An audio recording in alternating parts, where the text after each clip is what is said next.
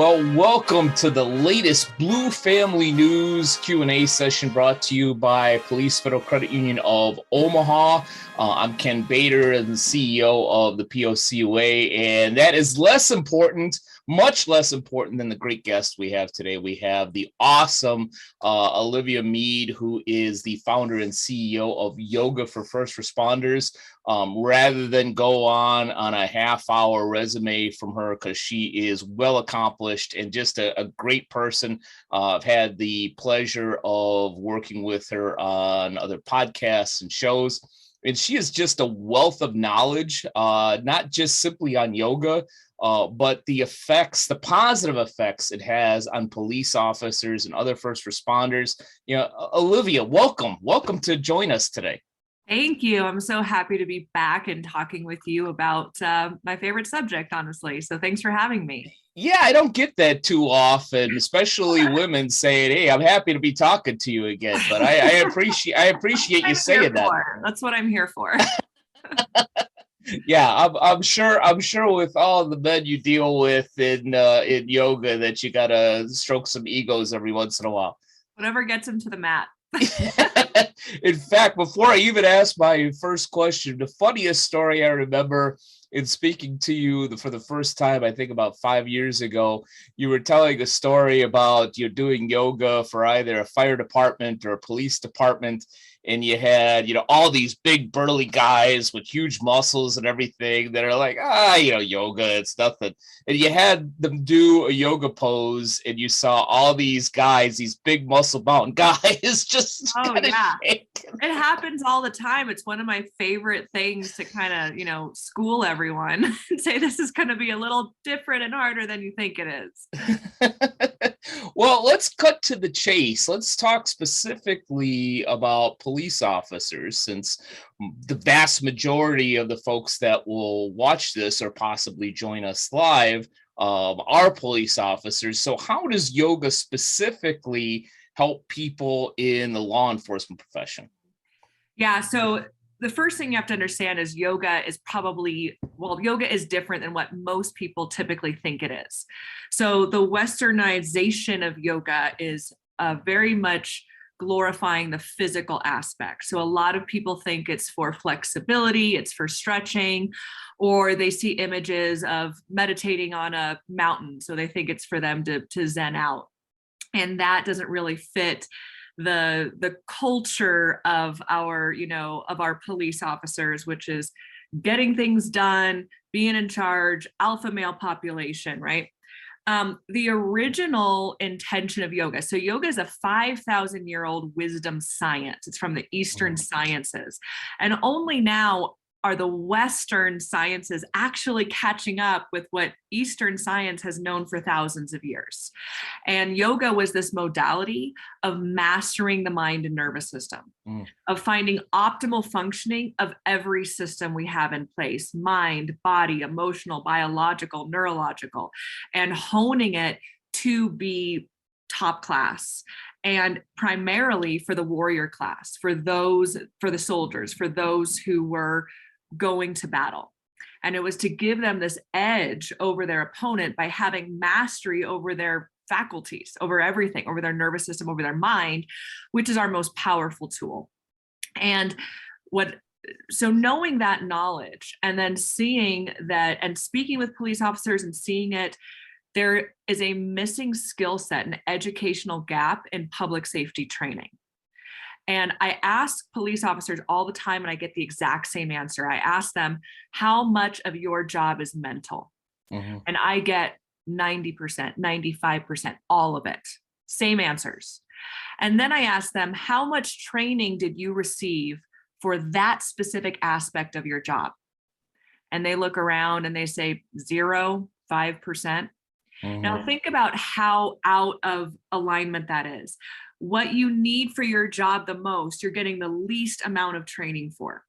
And yoga is the training tool for this skill set. So what we're teaching police officers is coming from the original intention of yoga. And the skill that we're teaching them is how to process stress by their own hand, how to build mental, physical, and neurological resilience, and how to enhance their performance.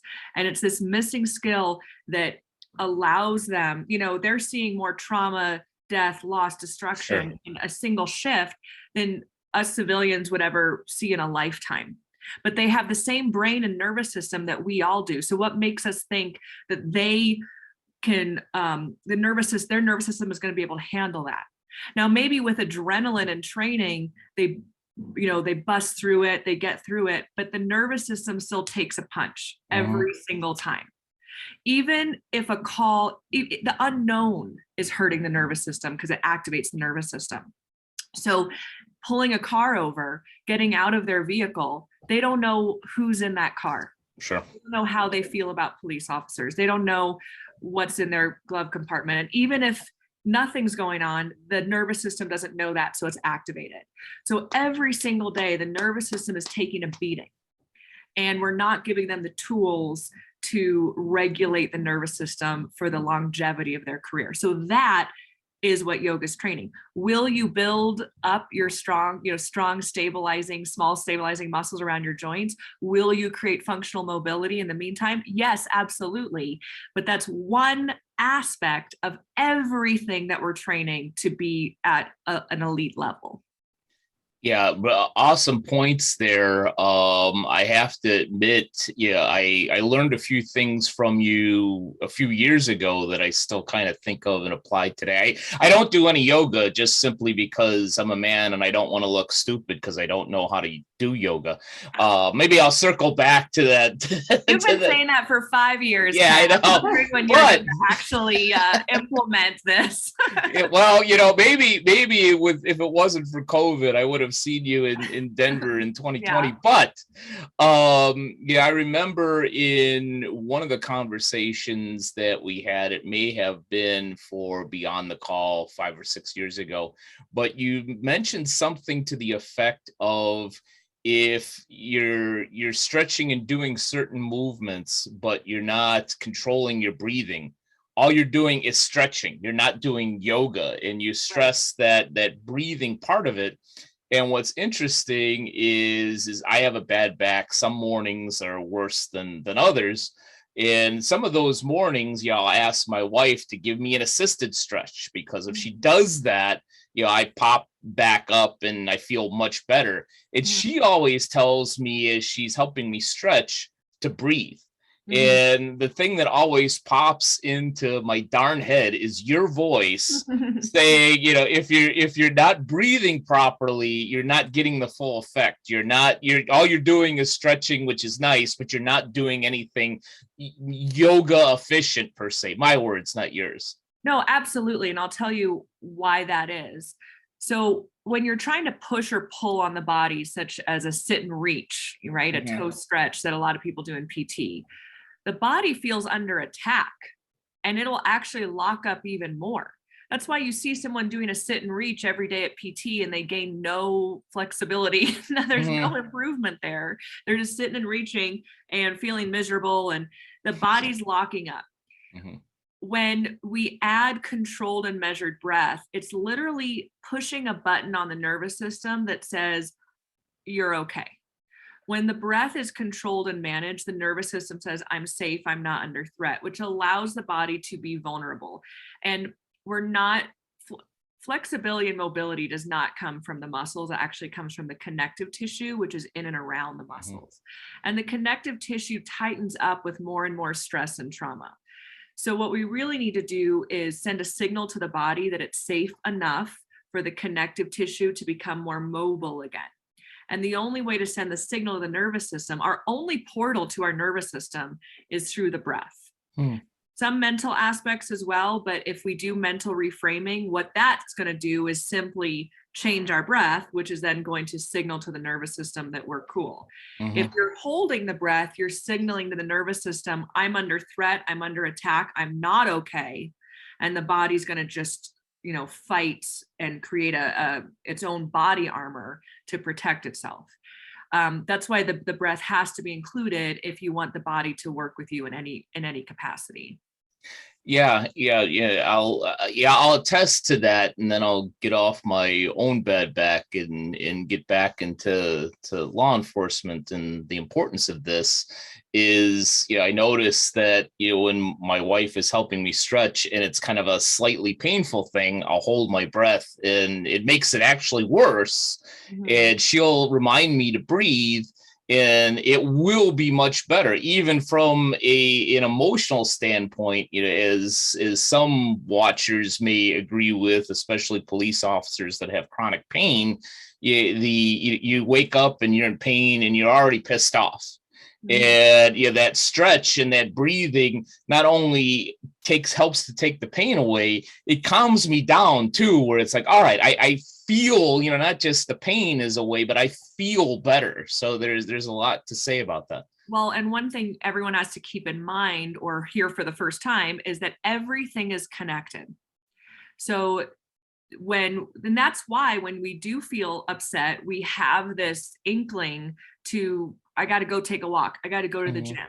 Moving the body, even if you're not implementing the correct breath, just moving the body is changing the hormone levels and making your mind and nervous system feel better. When the mind is agitated, the body will take that on. When you hurt your body, it gets into your mind and your emotional system. Everything is connected. And so you can't forget. And this is the thing about yoga. So yoga literally means union, togetherness, bringing everything together. Not one thing is forgotten in yoga. We work on it all. And I think often if there's only a focus on physical aspect in terms of health, we're missing so much. Or if we're looking at mental health and we're only focusing on talk therapy, we're missing everything else. So everything, this holistic view is I have to focus on each one of my systems because they're all talking to each other. And if one isn't focused on, the others aren't going to be, affected and improve the way that they could. Yeah, agreed on many different levels. I'm going to ask another question, then open it up to the folks that are with us to ask any questions of Olivia and tap into her expertise. But one question before that I have is I've talked to other physical experts, whether it's some type of physical training or self-defense and so forth, and all of them have said to me that different professions require different type of training. For instance, if it's a police officer, they're going to train them a little bit differently from a physical nature than, say, a firefighter. I would assume, say a corrections officer, would need some different physical training than, say, a police officer that is out in the car and working a shift. Is it the same for yoga, where there's different training for different first responders, or is it all the same because it all hits that same nervous system breathing idea that you talked about? Yeah. It's a little bit of both, because I think in general, it all is the same framework. It's the same point. We're going in the same direction. But with yoga for first responders, we say we're culturally informed and job specific. So there are emphasis that I'm going to make in certain directions depending on the population. So for police officers, for instance, we work on proprioception, especially with the trigger finger, how breathing, making sure without looking, can I move this finger and not any other part of my hand?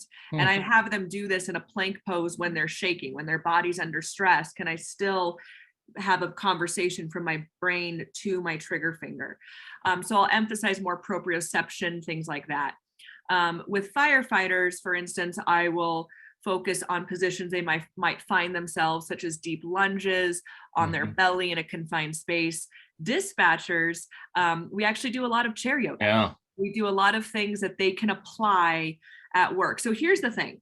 If we were just teaching all first responders for the purposes of off duty, after activation, just with the regulation part of it, it might all look similar, barring everyone has a different 4% challenge. We try to get people 4% out of their skill, out of their comfort zone. That's shown to keep people engaged, like a carrot in front of you, without discouraging. If you give someone a challenge that's beyond 4% of their skill set, they get discouraged. If it's less than 4%, they get bored. So we try to find that sweet spot where, you know, it's just out of their 4%. And depending on the population, so I teach SWAT operators and I teach dispatchers. There's a different physical demand for the job. Sure. So I will have to push SWAT operators more physically to get to that 4%. And then with dispatchers, maybe we just do a hovering chair pose above their chair where they're holding a chair position. And we get them to that point of that slight tremor. We get some breath going. So it'll look different, right? But what we're doing with yoga for first responders is it's not just about after action. It's also to enhance their performance on the job. So I am going to emphasize different things that are specific to their job. Yes, it's all yoga. And if I did teach the same class to everyone, the benefits would still be there. But I think what's special about our training protocol is we really are trying to make it specific to someone's work as well. So they don't compartmentalize, here's my job and here's yoga. Yoga is the job. Yoga is mindfulness. And mindfulness, don't confuse mindfulness for slow. Mindfulness is finding the space between stimulus and response so that you can respond and not react from your amygdala. That's all yoga's training. And we're just directing it into how it can apply for that specific person. Interesting. Really, really insightful. I probably had 6 or 7 questions pop into my head as you were speaking there. But before I completely take over the show, I want to open it up to any of the folks that are with us. Do you have any questions for Olivia? Maybe more of a comment. The breathing that you talked about really hits home. The few times where I was powering through a workout or whatever and got hurt were the times I finally figured out I was catching myself holding my breath. And so that's a big issue for me. And I would love to learn how to breathe correctly when I am working out. As you can see, I'm kind of congested now, so talking through my nose. Well, what's interesting about that is when you stop being connected to your breath, you've kind of stopped that mindfulness, that awareness of your own body, your, you know, where you are mentally. A lot of injuries happen because of that, because you've stopped that connection. Yeah, I remember even as a kid when my dad, we're just a few days removed from Father's Day, so I'll give a shout out to my dad. He says I never give him any credit on any of the shows that I produce, but I remember when I was a teenager and he was teaching me how to lift weights. And he would be spotting me on a bench press, you know, I would be holding my breath and pushing up the weight, and he'd yell at me, you know, in a nice way, say, breathe. You know, you can't hold your breath during this, you know, breathe. And yeah, that was, maybe it's innate now when I'm working out and doing things, but I'm just kind of without even thinking, you know, making sure I'm breathing when I do those exercises. Well, and to Mary's point too, you said, Mary, I want to learn how to breathe. So how I train my instructors, because, you know, we have hundreds of instructors teaching this protocol now around the country. We just finished a 60-hour instructor school here in Colorado. It's not just telling the students, don't forget to breathe or breathe. Listen, if you completely forgot to breathe, you die. We're breathing, okay? But it's literally how you breathe. We can consciously control breath patterns, which belongs to the autonomic nervous system. We don't have to think about breathing. And that's really cool that we can share this tool with our nervous system. So in yoga, we're borrowing control of the breath from the nervous system. We're going to breathe for our body now. And some of the ways of how we breathe is it's critical to start very low in your belly, and to extend the exhale at longer than the inhale, and to breathe through the nose, not the mouth. When we mouth breathe, when we breathe high in the chest and we have a short exhale, which is actually how most of us are breathing, it triggers a stress response. It's basically hyperventilating. So if we make sure that we start very, very low, we take a deep inhale and a extra slow exhale. I recommend counting the breath to make sure that you're exhaling for a longer amount of time, keeping the breath in the nose. That's a way that you're controlling the breath, and it's signaling to the nervous system, I'm safe and I'm in control. One thing you can try, Mary, is when I went through Fire Academy, they had us do this. Put a little water in your mouth while you work out. You can't swallow it and you can't spit it out. You got to keep it there. And that will force you to breathe through your nose. You can do it for like maybe the first 10 minutes and then keep extending it, but it's a great trick to force nose breathing. Ah, nice, great. Yeah, let me try that too. Maybe I got some water here. Maybe I'll try it for the rest of the program. Mary, take over. Actually, there's plenty of people that would probably like me to just hold water into my mouth and breathe out of my nose so I can't talk for a long, long time. But anyhow, one thing that I was thinking of too, let's go back a few steps. Going back to, my somewhat funny comment of not doing yoga because I don't want to look stupid.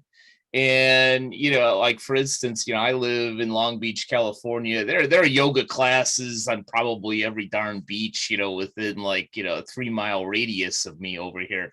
But, I think that some people that don't have the luxury, for instance, of having yoga for first responders come to their 911 center or their police department to teach some of this great stuff, are reluctant to say, well, I don't know what I'm doing, and I don't really want to necessarily go to a class or just watch a YouTube, but I'm kind of interested in, just trying this out and learning some things.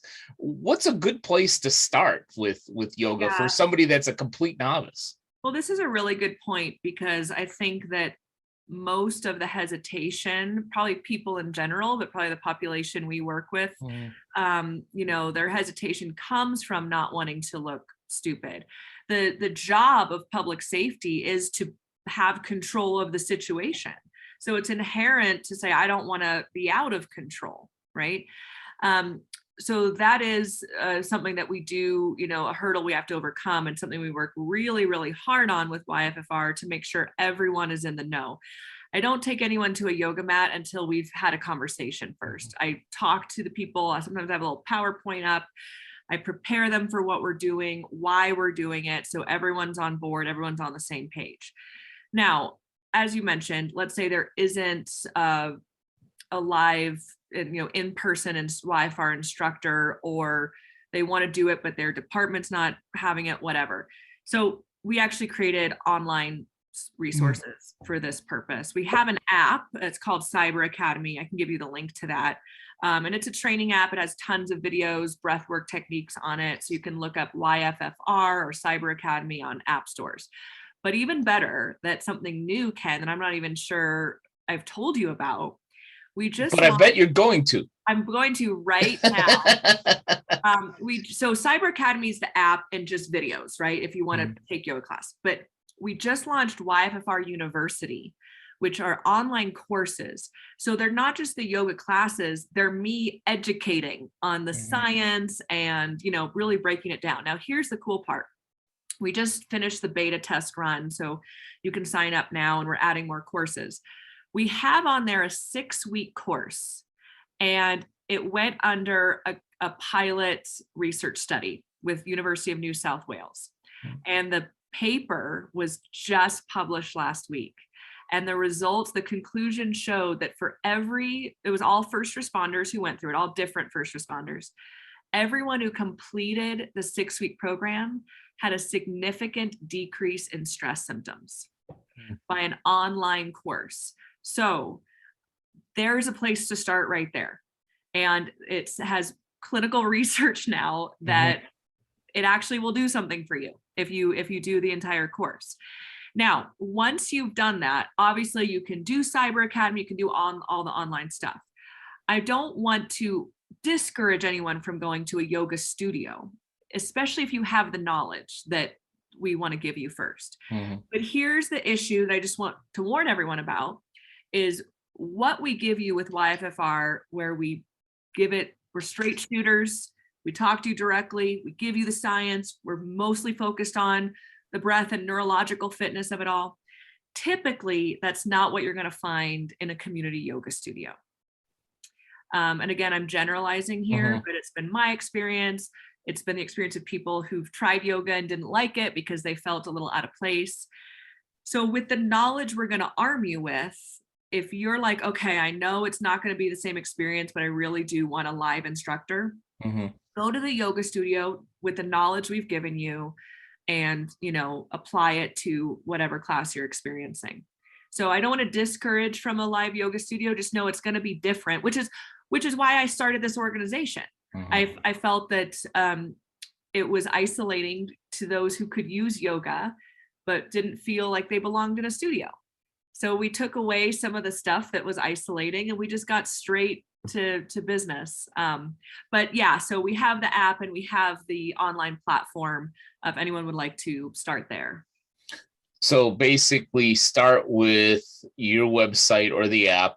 Understand that when you go to a studio, it's not going to be anywhere near as good as Olivia, and then come back. What I'm saying, Ken. You're going to get in trouble.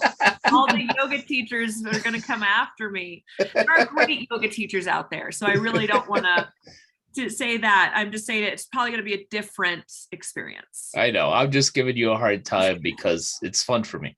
Yeah, I know. Well, let's have a little bit more fun. I'm going to wrap this up very shortly. And I'll open it up one last time before we let Olivia go in a few minutes. For any other questions, comments for Olivia or about yoga for first responders? I just want to say thank you for taking the time today. This is huge. The little bit of knowledge that I've gathered from this today is going to be very helpful, I know. So, good. No, I love talking about it. And I think it's so important to make sure we really disperse the info and address the misconceptions of yoga, because we're seeing now, and we're actually, so that pilot study from the online stuff gave us the funding from University of South Wales to do an in-person clinical research program, which we're in the middle of right now with 5 different departments. And the data is not going to lie. The data doesn't lie. And so the more we can disperse this info that can't be argued with, we can give more and more police officers this valuable tool that I've been told. People have literally said to me, this tool has saved my life. That's what's been told to me. And if that is what we can keep doing, we're doing our job. And so it starts with, making sure that we dispel those misconceptions so no one's afraid to try this valuable tool. Agreed. Well, the last question before we begin to wrap up here that I have on my list, which I think is really important for police officers and other law enforcement out there, is there's a lot of talk, and I even saw some of this on the YFFR website, about physical and mental resilience. And while I have an idea of what that means, and I think it is very important, not everybody gets it. So it even aside from a definition, what does physical and mental resilience look like? I love that you asked this, Ken, because one of my pet peeves is dropping buzzwords without a real tactical or tangible way of using it or training it, right? Mindfulness is one of those words. Resilience is one of those words. So when I present to police officers, I break down resilience and how to train for it. So first of all, if that word resilience is like, oh, if I hear that word one more time, right? You can replace it with words such as grit, endurance, things like that, that's kind of similar and maybe lands with you differently. A lot of people think of resilience as bouncing back. And I ask them, what do you think it means? And they say bouncing back. I've seen a lot and I'm here. Okay. Just because someone has a uniform on and is back at work does not mean they're resilient. And I think we've seen examples of this. Their resilience is a perishable skill. It is a skill. Okay. It's a skill like any other skill. So you can't just tell someone you need resilience. It needs to be trained like everything else that they're training. So it is a perishable skill and it's susceptible to training. It's susceptible to being improved and mastered with training. So here are the 3 principles in order to train resilience. The first is it has to be proactive. You can't put someone on the streets and then start talking about resilience training. When they're going through the academy and they're learning skills for the job, resilience is a skill for the job. It is the ability to, and a really healthy nervous system is able, stress is not the enemy. You're able to be in high stress in a controlled way, and you know how to regulate. So your nervous system is able to do this in a healthy way. So you have to have proactive training and not just 1 hour where a therapist comes in and talks to the recruits for an hour. No, it needs to be drilled like anything else.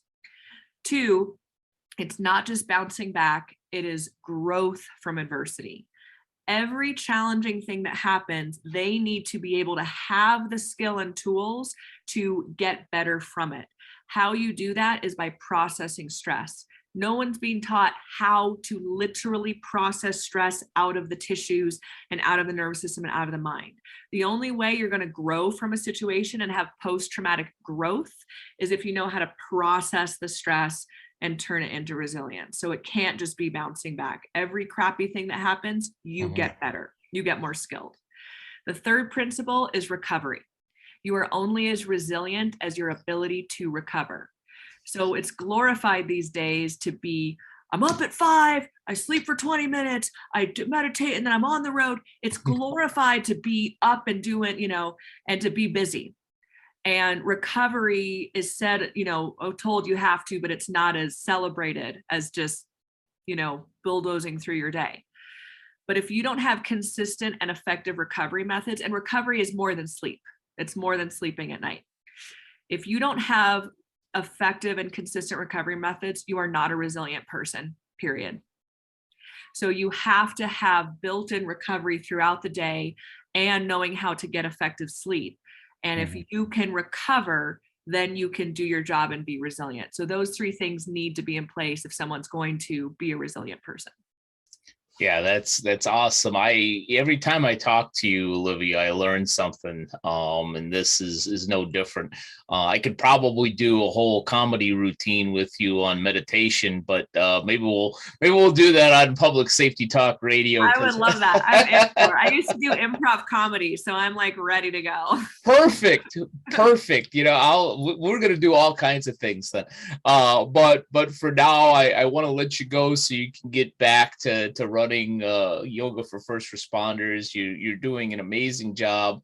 Always love talking to you, Olivia. But before I let you go, for anybody that really is interested in what you do in yoga for first responders, whether it's just simply taking advantage of the courses you talked about or doing a full-on training for their department or their area, how can they best find yoga for first responders out there?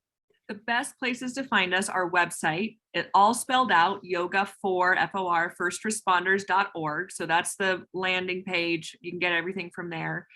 On all the social media platforms, we're at Yoga for First Responders, all spelled out. And YFFR University, Cyber Academy, those are our, our training platforms. You can find them on our website. But also don't forget about YouTube, because on YouTube, we have free training videos. We actually have a little 7-day challenge on there. You'll see it with a cop and a firefighter who had never done yoga before, and they're on camera doing it with you. And I think it's a great introduction before you even jump into the more complex platforms. So find us on YouTube as well and get a little taste of what we do. Yeah, that's awesome. I'm going to go look up that YouTube. Such a fun and insightful conversation, Olivia. Thank you so much for joining us today. Thank you. Always love being here. Thanks for asking me. Our pleasure, and thank you for watching the video of this session of the Blue Family News Q&A session. Thank you for everybody that joined us, and we will be back with the Blue Family News Q&A session brought to you by Police Federal Credit Union of Omaha very, very soon. Thank you for watching the Blue Family News Q&A series brought to you by Police Federal Credit Union of Omaha. To learn more about Police Federal Credit Union of Omaha, go to opfcu.net.